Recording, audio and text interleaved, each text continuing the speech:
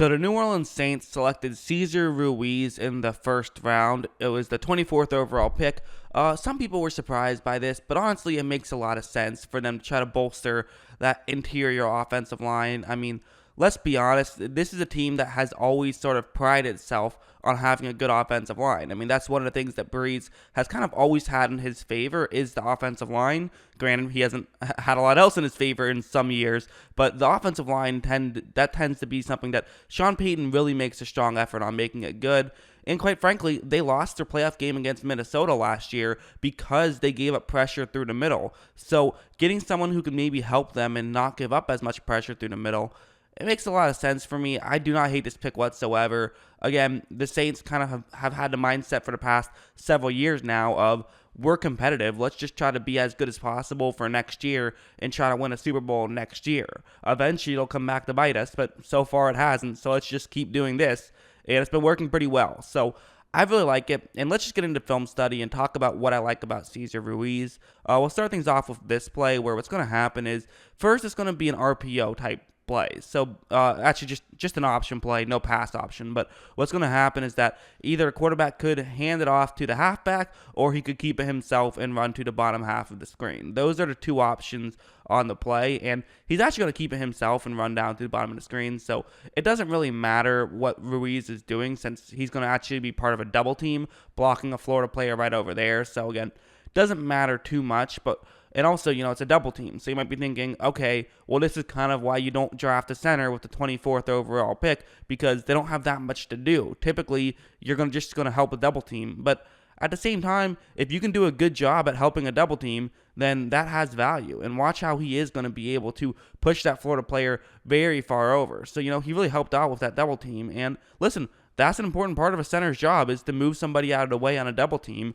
And he proved that he can pull that off. So I think that, again, you could argue if the value is worth a pick that high, but I think it is. I definitely think it is. And so I think that's kind of why they drafted him, because he can make plays like that. And it's not just a double team, but he can get off a double team very quickly. Like on a play like this, his job is that he is going to help with the left guard to double team an interior lineman, but then he's going to get up to block that Florida player right there. That's his job on this play. But what I like about this is how really the timing is just perfect, where he's, it's kind of a tricky balance, obviously, because you have to make sure that you're able to initially block and move the interior lineman out of the way, which that in itself is a very difficult thing to do. I mean, trying to move another human, that's not very easy. But then you have to find the timing to then get off and to run up and block somebody else. The timing is very tricky, but watch Ruiz's timing here and watch how he really times it perfectly so that he's able to help move an interior lineman out of the way,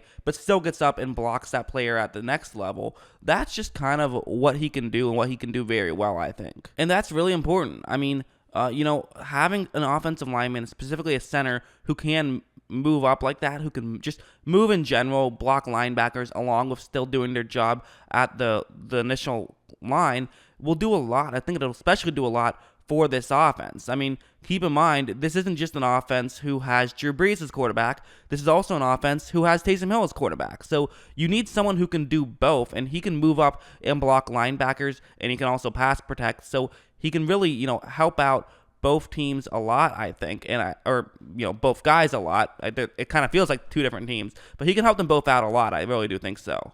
And not to mention just for their traditional running game, for Alvin Kamara and, for just running up the middle, basically just most plays that are a running play, you're going to need your center to probably do something other than just block someone straight up, because unless it's an opposing team running a traditional 3-4, chances are you're not going to have anybody that you're lined up with straight up, so you are going to have to try and find somebody else to run up and block. Usually a linebacker or a double team is what you're going to have to do, and he can do both of those things very well, which is a huge part of why I think the Saints drafted him, and it's a huge part of why he absolutely, I think, could be effective at the NFL level, because he can do those main things that you need a center to do, which is what makes him effective. That being said, he had a couple mishaps. He had a couple of miscommunication plays that happened as well. This play is an example of that, where, again, he's the center. He's going to be teaming up with the left guard to double team an interior lineman, and then one of them is supposed to get off this double team and move up to block another Florida player. That's what's supposed to happen right here. However, what you're going to notice is that right after the ball is snapped, they both get off to try to make sure they're blocking that other Florida player, which is obviously a bad situation because it's going to leave 55 now unblocked, and he can run over and make a play, and that's going to be exactly what he does. It's just a mistake that can't happen. It wasn't like he was doing this every play, obviously, but there were a couple examples of this, and quite frankly, one time is one too many. You want to make sure that you're on the same page. It could have also been his teammate who screwed up the play. It's hard to really know, but at the end of the day, you have to know what you're supposed to do. So again, this play in an example might actually not have been his fault, but there were a couple of examples of this, so I just want to bring this up. It's kind of an example of every now and then he maybe wouldn't understand what he was supposed to do exactly, and it definitely did have some negative impacts. I also think that he can move up to block a linebacker or a safety in the box very well. Again, that's something that's very important for a center to do, because typically you're going to have, if there's 4 people on the defensive line, you're going to have your 2 guards and 2 tackles block all of them. That way your center can move up and block somebody else. A center has to keep his hands down to snap the ball, so it's just a little bit more difficult for them to get their hands up and try to make a straight up block. So typically you kind of give them the easiest assignment, especially on running plays when you can. And so that's what Michigan is going to do here. He's going to move up to block someone over the middle, and watch how well he's going to do this. First, he does push off a little bit against the defensive lineman, but then he just completely absorbs that contact. Really, what I like about this is how his left arm is kind of underneath that Penn State player, so he can really try to get the leverage as much as he wants, because, he doesn't exactly know which run this is going to go to. This could just be a handoff. It could be a quarterback keeper to the bottom of the screen. He doesn't know, so he kind of has to just block as if it could be either. Has to try to block him straight up as much as possible. This allows him to really finish off that block in a way that he probably wouldn't have been able to do had he not been able to get there so quickly. So that kind of just goes to show how important it is to move so quickly. And, he can't get there quickly, which is why he is an effective player. That's why he was a first-round talent, despite the fact that he plays the center position. There's one more thing I want to talk about, and that is going to be his football IQ. I want to talk about his football IQ and how, how does he do in sort of complex situations? Like let's take a twist, for example, which, nothing crazy, but these do for offensive linemen all the time. It can definitely be something that's tricky.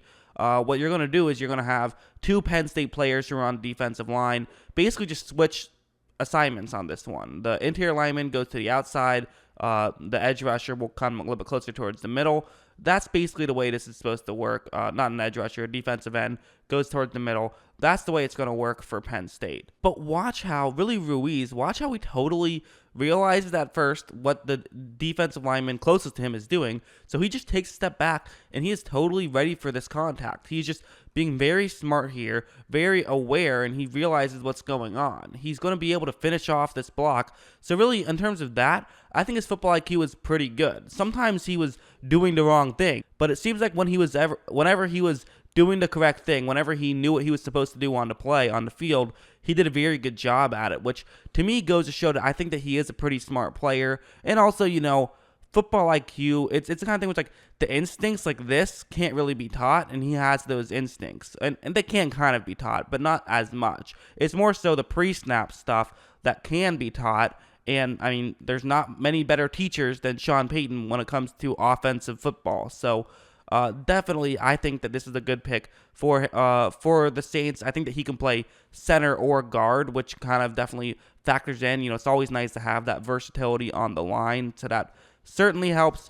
And I just think that he's a very fantastic prospect. I think that the position is the only reason why you would maybe not want to select him. A lot of people feel like centers aren't first-round picks, but you know what? If they're good, then they are. And I think he's good, so I think this makes sense, especially given it can really help out the Saints. Especially given the fact that, if you really think about it, I mean, there were mock drafts that were saying the Saints were going to end up with Jordan Love. So, I mean, the fact that they're getting someone who's going to definitively help them next season, this just makes a ton of sense. There's really not too much bad about it, I think. I think this is the correct decision. That's my opinion. What do you guys think? Let me know in the comments below. Always love hearing from you. And of course, as always, thanks for watching.